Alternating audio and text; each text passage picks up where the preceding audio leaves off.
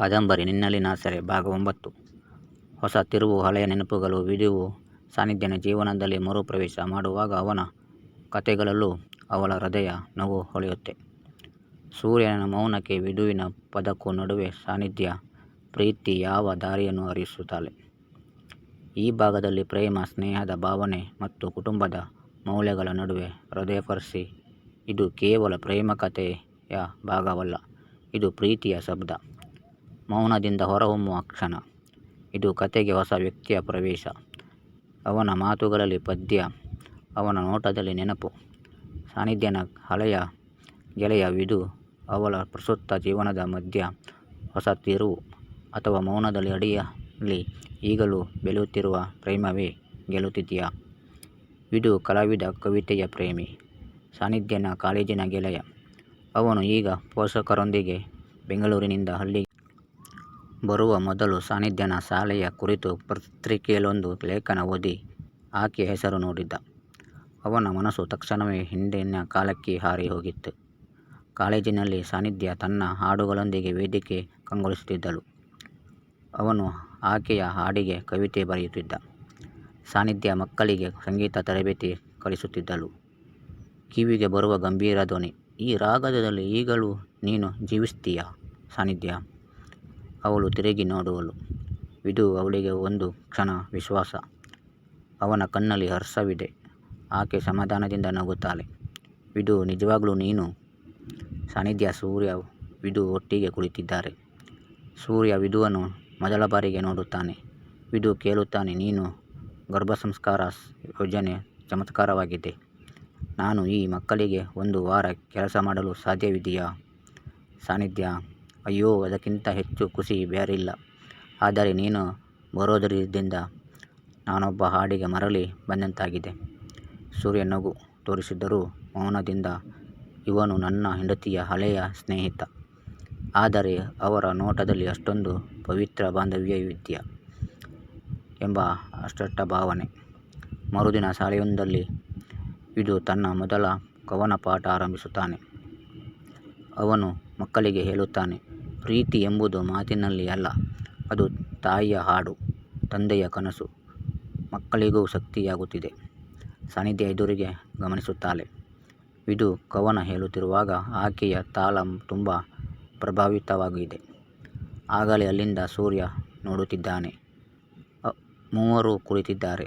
ಹೊಸ ಆಯಾಮ. ವಿದು ಹೇಳುತ್ತಾನೆ, ಸಾನ್ನಿಧ್ಯ, ನಿನ್ನ ಹಾಡುಗಳು ಈಗ ಗಂಭೀರತೆ ಗರ್ಭದಿಂದ ಹುಟ್ಟುತ್ತಿವೆ. ಆಗೋದು ಪ್ರೇಮವಲ್ಲ, ಅದು ಒಂದು ಪ್ರೇಮದ ರೂಪ. ಸೂರ್ಯ ಅಲ್ಪ ಸಮಯ ಮೌನ. ನೀನು ಅವಳನ್ನು ಹಳೆಯ ಕಾಲದಿಂದ ಪರಿಚಿತ. ನಾನು ಅವಳನ್ನು ಮೌನದಿಂದ ಪರಿಚಿತನಾದವನು. ಆದರೆ ಇವತ್ತು ಅವಳ ಪ್ರೀತಿ ಗೆಲ್ಲಬೇಕಾದುದು ಅವಳ ಶಕ್ತಿ, ಅವಳ ಬೆಳಕು. ಸಾನ್ನಿಧ್ಯ ವಿದು ನೀಡಿದ ಕವಿತೆಯ ಕೈಯಲ್ಲಿ ಹಿಡಿದು ಓದುತ್ತಾಳೆ. ನಿನ್ನ ನಗೆಯಲ್ಲಿ ನಕ್ಷತ್ರಗಳ ಬಿಂಬವಿದೆ. ನಿನ್ನ ಮೌನವೇ ಪ್ರೀತಿಯ ಶಬ್ದವಾಯಿತು. ನಿನ್ನ ಹೆಜ್ಜೆಯಲ್ಲಿ ಜೀವನ ಸಾಗುತ್ತಿದೆ. ಆದರೆ ನಾನು ಕಾದೆನು ಯಾವ ದಿನವೂ ಒಮ್ಮೆ ನನ್ನ ಕವನ ನಿನಗಾಗಿ ಬದುಕೆಂಬ ಕನಸು. ಅವಳು ನಗುತ್ತಾಳೆ. ಆಗಲೇ ಹಿಂದೆ ನಿಂತಿದ್ದ ಸೂರ್ಯ ಕೇಳುತ್ತಾನೆ, ಇದನ್ನು ಅವನು ನಿನಗಾಗಿ ಬರೆದಿದ್ದಾನೆ ಸಾನ್ನಿಧ್ಯ? ತಿರುಗಿ ಹೇಳಿದು, ಹೌದು, ಆದರೆ ನನ್ನ ಪ್ರೀತಿಯ ಶಬ್ದ ಇವತ್ತಿಗೆ ನಿನ್ನಂತ ಹರಿತುಂಬಿದೆ. ಸೂರ್ಯ, ಇವನ ಕವಿತೆಯಲ್ಲಿ ನನ್ನ ಹಳೆಯ ನಗೆಯಿದೆ, ನಿನ್ನ ಮೌನದಲ್ಲಿ ನನ್ನ ಹೊಸ ಭವಿಷ್ಯ. ಸಾನ್ನಿಧ್ಯ ತನ್ನ ಶಾಲೆಯೊಳಗಿನ ಮಕ್ಕಳೊಂದಿಗೆ ರಂಗೋಲಿ ಹಾಕುತ್ತಿದ್ದಳು. ಆಗಲೇ ವಿದು ಅವಳ ಬಳಿ ಬಂದು ನಿಂತು, ನಿನ್ನೊಳಗಿನ ಶಕ್ತಿ ನೋಡಿದರೆ ನನಗಿಂತಲೂ ನಿನ್ನ ಮೌನವನ್ನು ಹೆಚ್ಚು ಬಲ್ಲವನು ಯಾರು ಎಂಬ ಪ್ರಶ್ನೆ ಮೂಡುತ್ತೆ. ಸಾನ್ನಿಧ್ಯ ಹೇಳುತ್ತಾಳೆ, ವಿದು, ನಾನು ಈಗ ಕಲಿತಿದ್ದೇನೆ. ನನ್ನ ನಗೆಯು ಮೌನದಲ್ಲೂ ಪ್ರೀತಿಯ ಶಬ್ದ ಕೇಳಬಲ್ಲವನು ಅವನೇ ನನ್ನ ಜೊತೆ ನಡೆಯಬಲ್ಲವನು. ಮನೆಗೆ ಹಿಂತಿರುಗಿದ ಸಾನ್ನಿಧ್ಯಗೆ ಸೂರ್ಯ ಚಹಾ ತಯಾರಿಸುತ್ತಾನೆ. ನೀನು ನನ್ನನ್ನು ನೋಯಿಸಿದ್ದೆಂಬ ಪ್ರೀತಿ ಇನ್ನೂ ನನ್ನೊಳಗೆ ಇದೆ. ಆದರೆ ನಾನು ಈಗ ತೀವ್ರವಾದ ಪ್ರೀತಿ ಬಲ್ಲವನು.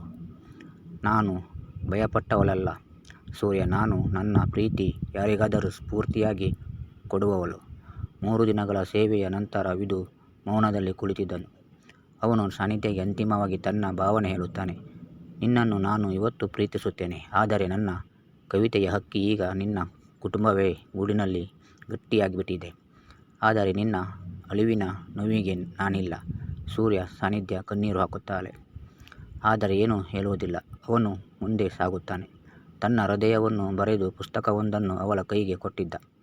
ಆ ಪುಸ್ತಕದ ಕೊನೆಯ ಪುಟ ನಿನ್ನ ಹೆಸರಿನಿಂದ ಮುಕ್ತಾಯವಾಗಬೇಕು. ನನ್ನ ಪ್ರೀತಿಗೆ ಕ್ಷಮೆ ಹೇಳಿ, ಆದರೆ ಅದು ಕೇವಲ ನೆನಪಾಗಿ ಉಳಿಯಲಿ. ಸಾನ್ನಿಧ್ಯ ಹೇಳುತ್ತಾಳೆ, ಇದು ನನಗೆ ಪ್ರೀತಿಯ ದಾರಿ ತೋರಿಸಿದವನು, ಆದರೆ ನೀನು ನನ್ನ ಮೌನಕ್ಕೂ ನಗುವುದಕ್ಕೂ ಹೆಸರಾದವನು. ನಿನ್ನೊಂದಿಗೆ ಈಗ ಪ್ರೀತಿ ಶಬ್ದವಲ್ಲ, ಪ್ರೀತಿಯ ಶಕ್ತಿಯಾಗಿದೆ ಸೂರ್ಯ.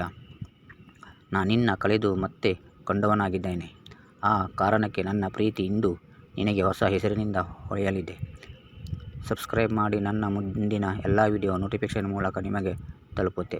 ನಿಮ್ಮ ಅಭಿಪ್ರಾಯವನ್ನು ಕಮೆಂಟ್ ಮೂಲಕ ನನಗೆ ಬೆಂಬಲ ನೀಡಿ.